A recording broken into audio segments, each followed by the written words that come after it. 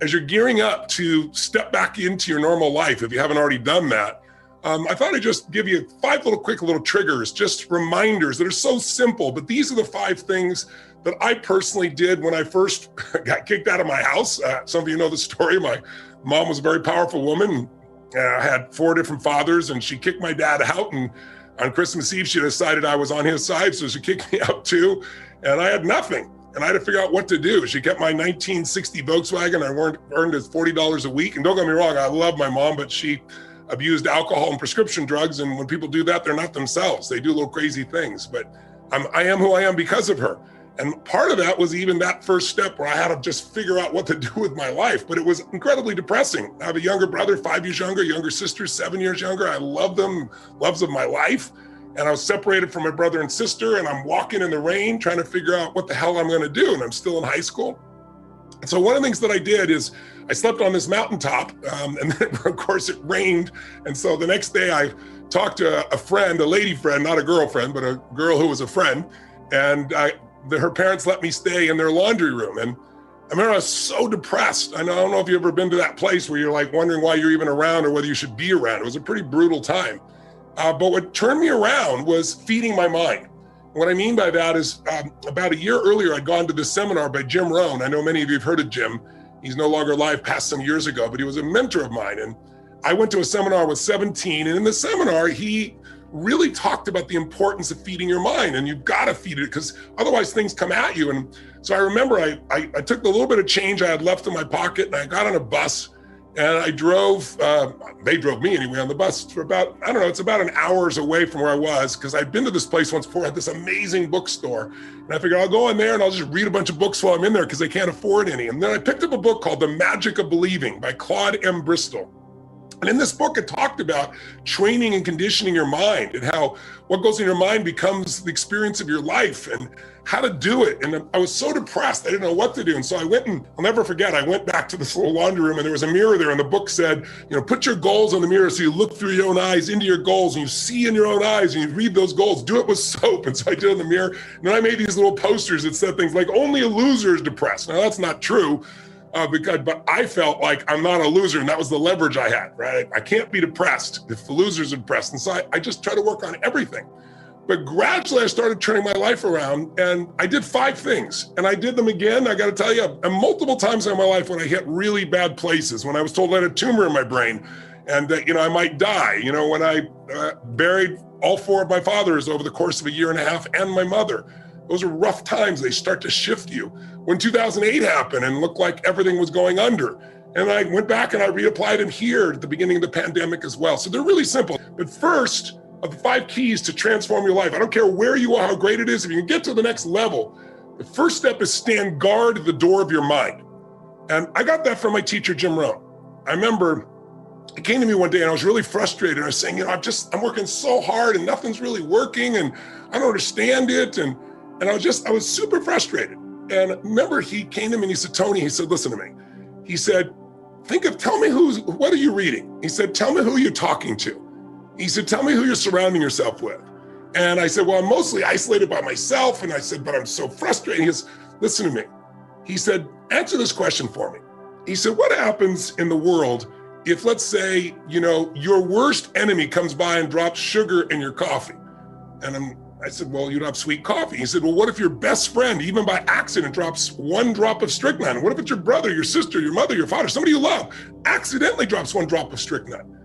I said, well, then you'd be dead. He goes, that's right. So remember, life is both sugar and strychnine, so watch your coffee. And what he really meant was stand guard at the door of your mind. Because today, we live in a world where the media, they're not bad people, they're good people, but they're companies. And they got to take care of their shareholders. And the only way they win is by getting your eyeballs. And the only way they get your eyeballs in a world where there's so much information is to startle you. The news is not designed to educate you or inform you. You know that. That's why it says drinking water may kill you, film at 11, anything that grabs you. And so we're living in a culture of so much fear. So if you're going to take your life back, you got to take into a limited amount of that media and be able to pursue it, not let it pursue you. Today, most people, in order to get your attention, we all know what they do. It's called clickbait. Let me create a headline that'll grab you. It doesn't matter if the content is even real news or not. A lot of times the headline isn't really what the whole story is. but it pulls you in. There's whole groups of people whose entire life is designing algorithms and language to make you stay online more so they can make more money, but it isn't necessarily to your advantage. So what Jim Rohn used to say to me is, he said, Tony, this is your new daily practice. Because this is what I really want to get to you guys here, is if you want to keep momentum, if you've joined me for those few days there, the 5, 6 days or 7, I guess we did for the challenge, or you went immersion with me as well, the key is to get momentum and keep momentum. If you work your tail off to get momentum going and then you drop it, oh my God, you got to start all over again. And so the way you do that is you have a daily practice. It's not like, years ago I went to a seminar by Jim Rohn and then my life was perfect. It's like I kept immersing myself in all these things, but I also made sure each day I was making some form of progress. And if you want to know what makes people happy, write down progress equals happiness. Think about it. You can achieve everything in the world and still go, is this all there is? You can achieve something and be excited, but for how long? The only way you stay happy and excited is to keep growing. Progress is everything. If you're making progress on your body, progress in your mind, progress in your emotion, you're going to feel happy. When you get there, you feel excited, but again, for how long? A year? No. 6 months, 3 months, 3 weeks, 3 days, 3 hours? Because we're not made to just sit and, be successful. We're made to grow. We're made to, then as we grow, we have something to give. So step one is, let's see if you can put a little system standing guard at your mind. And Jim Rohn said to me back then, the number one thing you have to do is read 30 minutes a day. So never less than 20 minutes. And I'm not talking about what comes to your phone. I'm not talking about clickbait. I mean a book. I mean something that you pursue. Great ideas are never going to interrupt you. They have to be pursued. And if you don't pursue them, you're going to get what everybody else has, which is all this fear, all this uncertainty, all this stuff that won't work, because everybody's focused on what won't work, what can't happen. Why? Because they're afraid. They're afraid to fail. They're afraid to try and feel like they're not enough. So you got to stand guard of that mind by feeding your mind. Jim Rohn used to say to me, success leaves clues. If you want things to get better, you got to get better. If you want things to change, you got to change. But you got to do it deliberately and consciously. And he used to say to me constantly, he said, Tony, you've got to constantly find a way to feed that mind, something that's got strategy in it, philosophy, something that's going to improve the quality of your life. And if you really learn it, you can help the people you love with the things you learn. And so I got hooked. And so I decided I'm going to read a book a day. I took a speed reading course and I didn't read a book a day, but I read 700 books over the period of 7 years, all in the area of philosophy, physiology, emotion, the things to me that mattered most. And what I really try to do is each day try to use something I learned, not just read, not just let my learning lead to knowledge. Jim used to say, if you let your learning lead to knowledge, you become a fool. If you let your learning lead to action, that's when your life changes. So I started being aware of who was saying what I was taking in. Jim used to say, success leaves clues. If someone's successful, they're not lucky. They're doing something different than you. Figure out what they're doing different. And he said, the first thing is find out what they're reading. He said, I remember he said to me something funny. He said, find out what poor people read and don't read it. And when he said poor, he didn't just mean financially poor. He meant people that were unhappy, people that had no sense of meaning in their life, people that were financially strapped because they weren't managing to add value to other people, people that found themselves not taking care of their relationships, their body. Poor isn't just money. Wealth isn't just money. It's emotional, spiritual, everything. He said, so find out what successful people do, what wealthy people read, what happy people read, and read that. Feed your mind. So step number one is every single day, you got to do something to feed your mind. And if you do that, if you just made that habit, say even 5 days a week, I swear to you, it'll change your life. But again, not what comes to you, what you pursue, something that has real value, a strategy that can change the game for your business or your life, a philosophy that can make you more fulfilled or happy, a way to make a difference for the people you love. That's a daily sought out practice for me. Started when I was 17, I'm now 61. That's why I have the privilege to be able to work with so many people. But most importantly, I've applied these things to me. So I have the life that I want. I don't have a life that I'm promoting to other people. So that's number one. What's number two, real fast? If you really feed your mind every day, feed and strengthen your mind with a 30-minute practice. And by the way, I started out reading all the time, but then I realized I was in my car all the time in those days. And I was like, I'm going to turn this to a university on wheels. And I'm old enough to remember cassette tapes, and probably most of you don't even know what the hell I'm talking about. Not reel to reel, but little cassette tapes. We didn't have where you could put 10,000 songs in your phone or go to YouTube and have a million different videos you can watch over and over again. And the value for me on that, quite honestly, was that I had to pay for this stuff, so I had to value it and really use it. Like when you part with a certain amount of money, and in those days, 6 cassettes, 6 1-hour cassettes. And a couple of workbooks was like $300. It was like the standard offer. And I remember I went down to this place called Knight Education, Knight like with a sword, and a shield, Knight. And it was this Jewish man, beautiful man named Mario that I became friends with. I was a little 17-year-old kid with my little pot belly. I was fat. And I drove all the way down downtown LA, be about in those days like an hour and 20-minute drive. And my little old Volkswagen with no reverse, park on the hill so it wouldn't, so I could get out. And I got to be friends with this man, and he had collected, this is how old it was, all these albums of some of the great motivational speakers and psychologists and psychiatrists and business people. And then gradually those things got to actually to cassette tapes. And so he had all these things, and I'd say, like, what's the most valuable thing? He said, well, what do you want to work on? I said, well, my body and my emotions and my mind and my spirit. He was like, you want everything? And he'd say, okay, let's start with this one. And I'd take $300. I was making $40 a week as a janitor. So this is literally the money I'd save, and I'd absorb it. And I'd be like, I can't afford this. And I'd be like, well, I can't afford not to.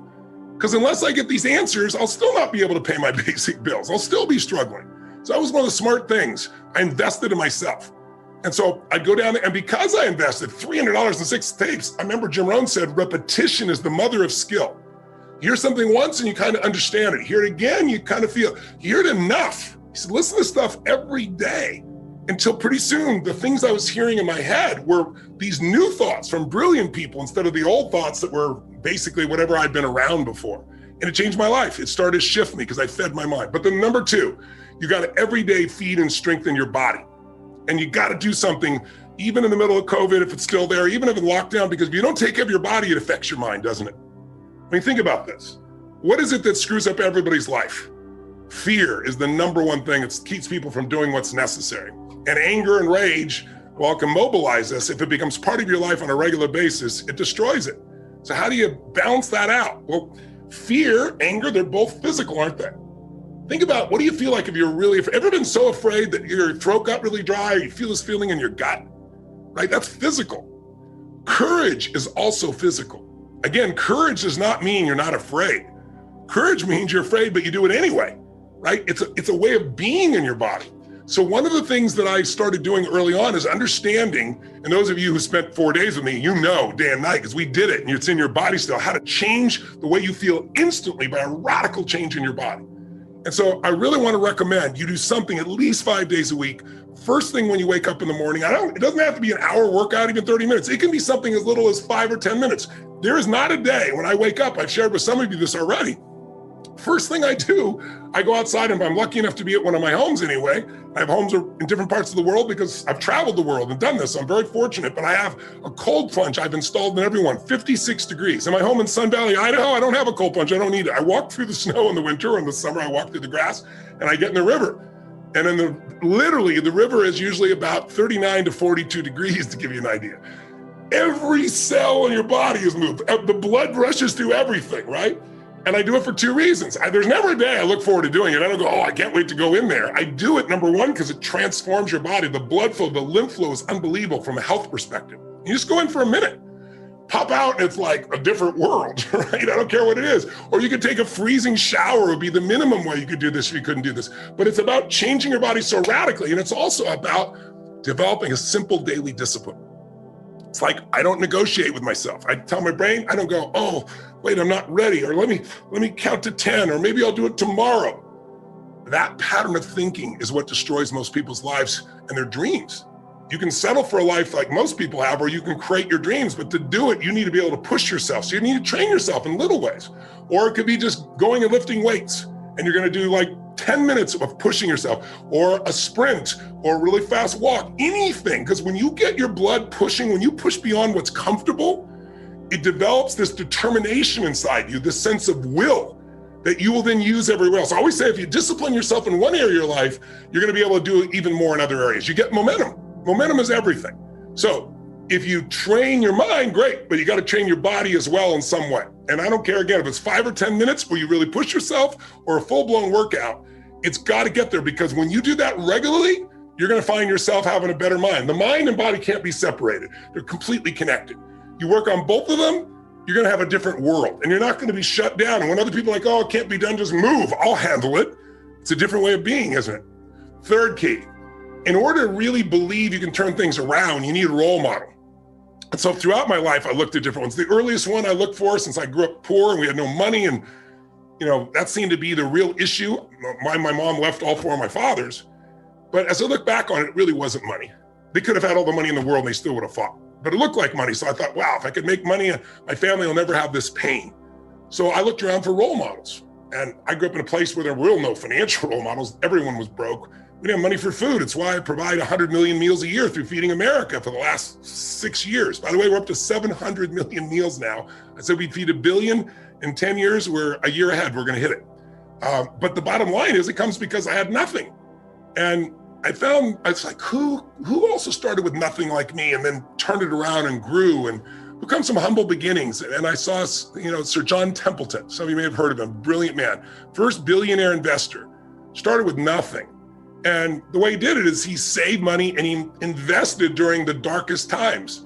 And so I saw Sir John as that. And when I was around when COVID happened, I started looking around to see what are people and businesses that haven't given up. Even though everything's shut down, they found a way to serve their clients. And even though their way wasn't my way, it reminded me and inspired me to say there is a way. That's how I started building the way that we now deliver for so many people virtually around the world. So find a role model and get a plan. So number one, feed and strengthen your mind every day, 30 minutes a day. To me now, audio is even better because I can do it while I'm running. I can do it while I'm working out. I can do it while I'm cleaning the house. I can do it in my car. So I use audio. That's why I've used it forever in that area, because it just gives you more rhythm. But it's either read or audio, something you pursued. Every day, strength and feed your body. You make it stronger so that you're psychologically strong. Find the role model, get a plan. What's for? Massive action. Like everybody wants to say, well, I don't know where to start. What do I do first? Well, listen, I got all kinds of tools to help people do that. But the most important thing is do something. You don't know what to do, throw the rock. Wherever it lands, talk to the next person, right? It's like you need massive action. And then you need to see what's working or not and keep changing, and you'll get there. Anyone can get to where they want to go as long as they get in motion. But again, it's about momentum. And that's the main reason I came to join you. Last one, step 5, real fast. Give more than you expect to receive. If you are constantly trying to take care of people, give to people. If you're worst time of your life, you can give to people. I promise you, everything will change. I won't tell you the whole story, bore you with it right now, because I want to do this real quick for you. But one of the most difficult times of my life, when I was completely broke, not even enough gas in my car, trying to figure out how to survive, not able to pay my rent. And I won't bore you with the story, but I had an experience where I took the last $19 I had and I gave it to somebody else that needed it. And afterwards, I was euphoric. It made no sense, but it was the first time in my life when, people say, I got to get beyond scarcity. You never get beyond scarcity. You got to start beyond scarcity. You got to declare. You got to take the last seed you got and plant them. And I remember, the next day I got a check for $1,200, which in those days I could have survived on for almost a month, from somebody that owed it to me and not paid me for 2 years. The very next day, after I gave every dime I had no idea I was even going to eat. It was the right moment. It was the right situation. And I did what was right. So find someone who's worse off than you are in the middle of COVID, do something for them. And I promise you'll remember how great your life is and you'll feel fulfilled, because it's not about us. You know what I mean? It's not about me, it's about we. And the more you can get connected, either people you love or even strangers, and do things, not for brownie points, just because it's right, somehow inside your own soul, your own spirit, you remember that problems are not permanent. Only your soul's permanent. And you remember that I'm made for more than just solving this stupid little problem. It lifts the human spirit. So those 5 keys, I really encourage you to consider as you're dealing with COVID or coming out of it here to maximize.